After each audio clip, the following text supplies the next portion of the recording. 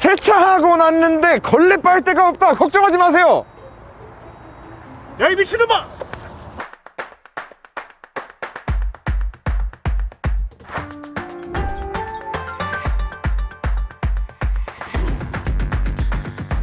자, 여러분 대단히 반갑습니다. 모트라인 윤성로입니다. 도대체 차 리뷰를 하면서 기름을 몇 번을 넣는 건지, 혹시 빨래판이라고 놀렸더니 나를 매기나 지금? 나를 매기는 거냐?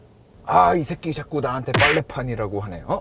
기름이나 졸라 먹어서 주유소 가게 귀찮게 해야지. 자, 카니발 3500cc 가솔린 하이리무진 모델입니다. 여러분들께서 너무나도 많이 사랑해 주셨던 그 영상, 우파 카니발을 가지고 리뷰했던 그 영상에서 이게 디젤은 믿고 거른다. 디젤은 거른다.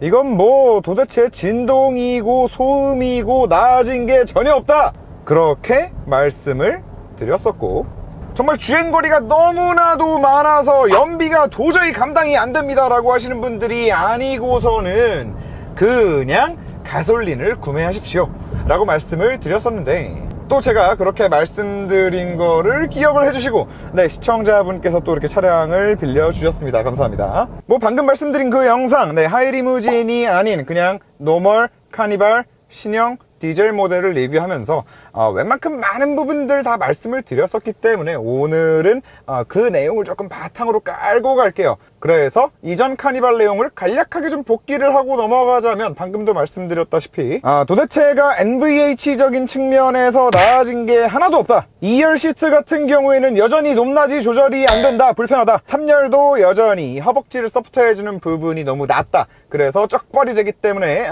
불편하다. 그리고 하체, 주행하면서 이 하체의 느낌 같은 경우에는 아무래도 이전 세대보다는 조금 그 느낌이 안 좋은, 더러운 그 출렁거리는 느낌을 좀 잘 잡아내는 것 같기는 하다. 그래서 플랫폼이 바뀌면서 이 거동과 관련된 부분은 조금 나아졌을지 모르겠으나 그 외에 전반적인 안락함이나 정숙성 면에 있어서는 쉐시다 라고 말씀을 드리면서, 저 C필러에 있는 빨래판 진짜 그리고 여기 도어에 있는 이 빨래판 이 비늘 생선 비늘, 이 생선 비늘 스타일의 앰비언트 라이트 너무나 싫다라고 말씀을 드리고, 이 차를 딱 받아서 밤에 딱 차에 탔는데 저 조수석에 앰비언트 라이트가 안 들어오는 거예요. 그래서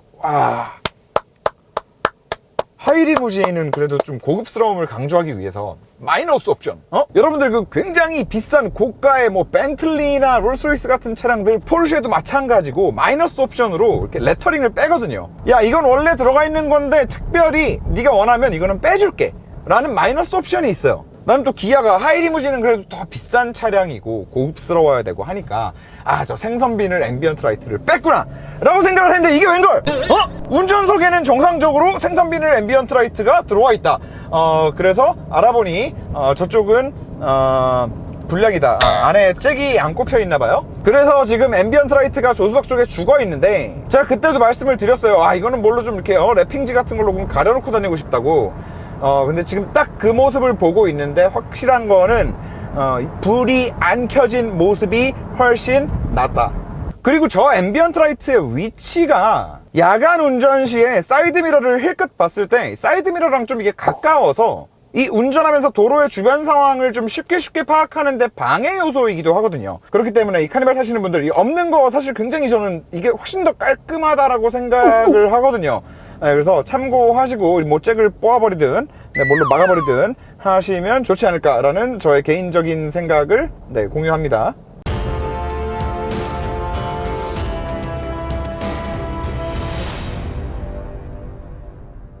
자, 이전 리뷰 때에도 말씀을 드렸지만 제가 2년 정도 카니발을 소유했었어요. 이 전세대 모델을. 그리고 그 모델은 하이리무진 모델이었는데, 그때 당시 제가 탔던 전세대 카니발 하이리무진 모델도 마찬가지였고, 지금 이 신형 하이리무진 모델도 마찬가지예요. 이게 겉으로 봤을 때 차고가 많이 높아졌기 때문에 저만큼 롤이 더 많이 생기는 거 아닐까라는 생각을 하실 수 있을 것 같고, 저희 유튜브 커뮤니티로 차량 관련 질문을 남겨주신 분들 중에서도 이런 롤과 관련된 차가 더 높기 때문에 오는 불편함이나 코너링 시에 차의 거동이 좀 달라지는 부분이 없냐, 뭐 이런 질문들을 해주신 분들이 많이 있었는데, 결과적으로만 놓고 말씀을 드린다면, 물론 지금 이 차량을 까마냥이 서킷에 들어가서 하이리무진과 노멀 모델의 그런 운동 성능을 측정한다라고 했을 때 분명히 다른 결과가 나올 수 있을 것이라는 거는 저도 충분히 추정을 할 수 있다라고 생각을 하지만서도, 그냥 이렇게 일반 도로에서 주행할 때, 그리고 일반 도로에서도 그냥 주행하는 게 아니라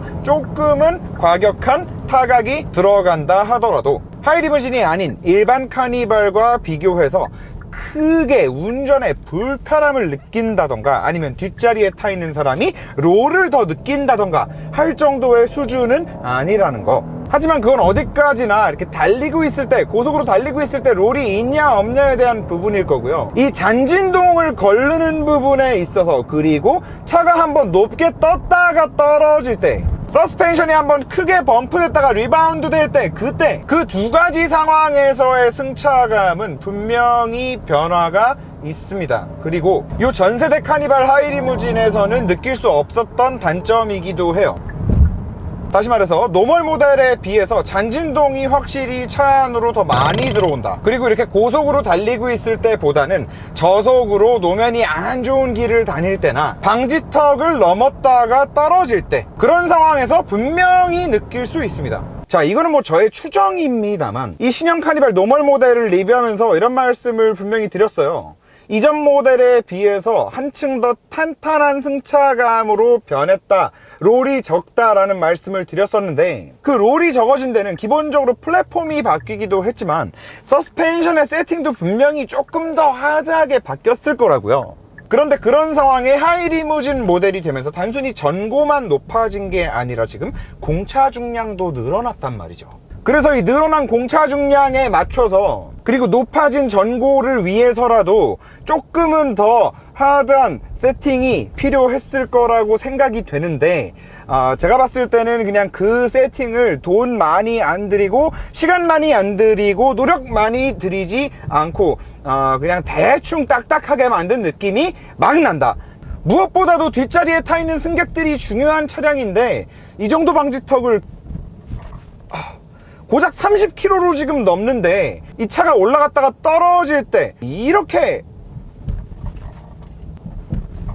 이렇게까지 갑자기 마지막에 확 걸려가지고 딱 멈추는 그런 느낌을 준다는 거는 사실 차량의 컨셉을 생각했을 때 제 기준에서는 용납될 수 없는 그런 승차감이라고 할 수 있겠다. 이게 굉장히 재미있는 게, 이전 카니발 같은 경우에는 그냥 그 노멀 모델 자체가 워낙에 출렁출렁 거렸기 때문에 지금은 노멀 모델 승차감이 굉장히 괜찮아졌는데, 반대로 또 하이리무진에 와서는 너무 하드해진 느낌. 그리고 그 하드한 게 아까 말씀드렸듯이 이 서스펜션이 움직이는 폭이 작은 구간, 고속으로 달리고 있을 때는 괜찮아요. 크게 떴다가 크게 떨어질 때가 문제다라는 말씀을 드리는 겁니다. 그리고 이거는 완전히 세팅을 그냥 대충 한 느낌이다.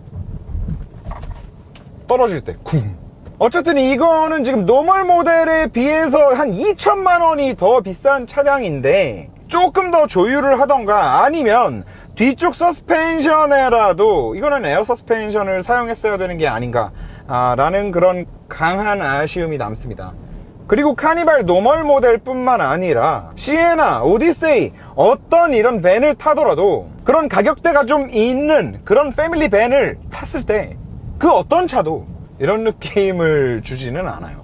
이거는 좀 많이 아쉬운 부분이고, 예상하지 못했던 부분이라서 좀 가장 처음으로 힘줘서 좀 말씀을 드려봤고,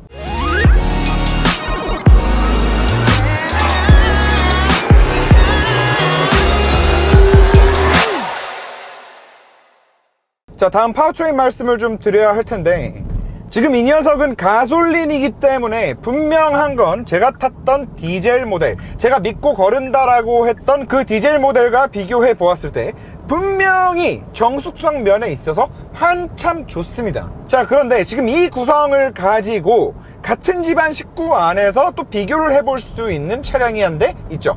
팰리세이드 가솔린 모델입니다. 둘이 완벽하게 같은 엔진이라고 할 수는 없어요. 일단 배기량 자체가 다르기 때문에. 팰리세이드 같은 경우에는 3800cc 들어가 있고 얘는 지금 3500cc V6 엔진이 들어가 있습니다. 그런데 어쨌든 그 근간은 같이 하는 엔진이기 때문에 네, 좀 비교를 해보자면 두 차량 다 이렇게 RPM을 그냥 뭐 1500에서 2000 정도 그냥 편하게 다닐 때는 정숙성에 있어서 큰 차이를 느낄 수 없습니다. 그런데 악셀을 밟기 시작하면 이제 좀 얘기가 달라져요. 자, 한번 뭐 들어보시겠습니다.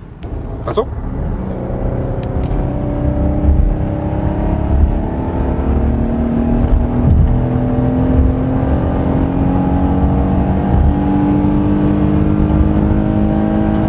근데 지금 영상으로도 들리셨겠지만 RPM이 3000 이상으로 올라가면서부터 물론 6기통이다 보니까 그 음색 자체가 듣기 싫은 소리는 아니지만 전체적인 그냥 엔진의 사운드 자체가 실내로 여전히 많이 유입이 되고, 그리고 이렇게 3000rpm 이상에서 엔진이 힘을 쫙 분출하면서 RPM을 높일 때 그때 엔진 소음이 차 안으로 얼마나 들어오냐, 이 부분에 있어서는 팰리세이드가 한참 더 우위에 있다라고 할 수 있겠다. 제가 디젤 모델 리뷰를 하면서 혹시 이거 또 이제 뭐 북미 쪽에 수출하는 차량들이 메인 타겟이고 그 메인 타겟이 가솔린이다 보니까 딱 가솔린 엔진에 적합한 그 정도 NVH만 한 거는 아닐까? 그래서 이렇게 시끄러운 건 아닐까라고 말씀을 드렸었는데 네, 그건 아니었던 것 같아요.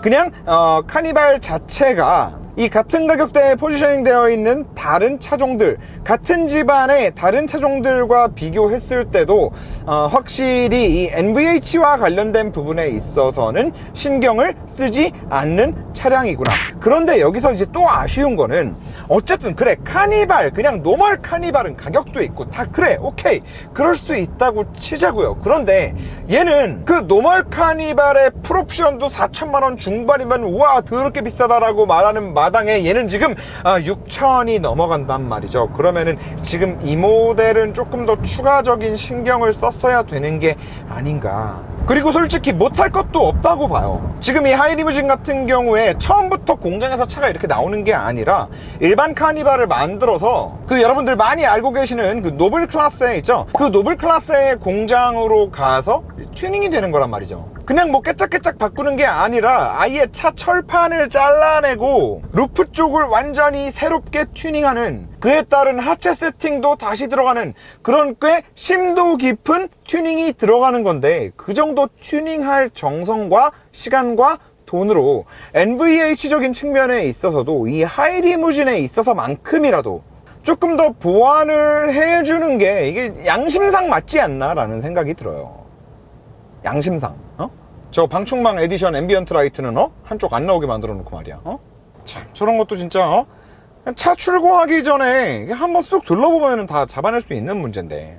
그리고 또 마찬가지로 디젤 모델을 리뷰하면서 요즘 현대기아가 사용하는 그 8단 습식 DCT, 신형 산타페와 신형 소렌토에 모두 다 들어가 있는 그 DCT, 그 미션을 왜 사용하지 않냐, 그 부분이 또 너무나 아쉽다고 말씀을 드렸었는데 여기 와서 또 한 번 아쉬워질 수밖에 없는 부분이기도 해요. 그냥 지금 여기 들어가 있는 이 8단 전륜 오토 미션이 그냥 저냥 쓰기에는 무난한 편이기는 한데, 지금 산타페나 소렌토에 들어가 있는 그 습식 DCT들은 일단 반응 속도 자체가 굉장히 빠르고 로직이 똑똑하기 때문에 변속 속도가 빠른 거는 둘째 치고, 가속이 필요한 상황에 그 가속도 그냥 점진적인 그냥 편안한 부드러운 가속, 그런 가속이 필요한 상황에 악셀에 발을 아주 살짝만 갖다 대도 이걸 빨리 캐치해서 그 엔진의 가장 효율이 좋은 부분, 가장 출력이 잘 나오는 부분에 빠르게 딱딱딱 변속을 시켜준단 말이죠.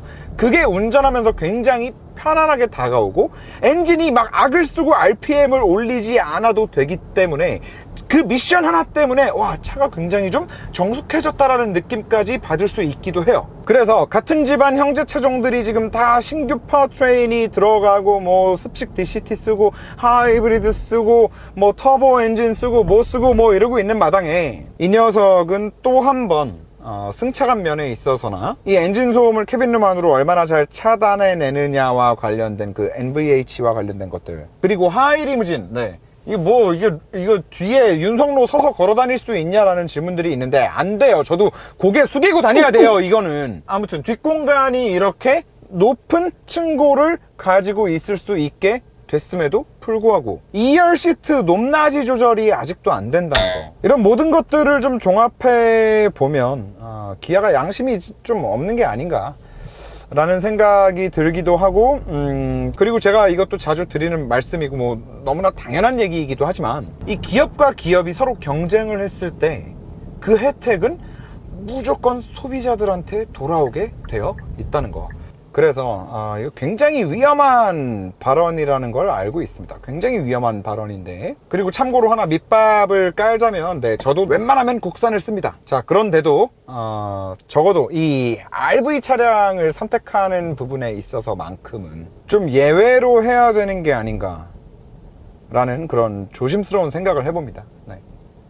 지금 이 승차감은 오디세이 그리고 구형 시에나보다도 못한 승차감이에요. 그리고 시에나 같은 경우엔 이번에 신형이 나오면서 이 큰 차량에 하이브리드 파워트레인 탑재해서 나오죠.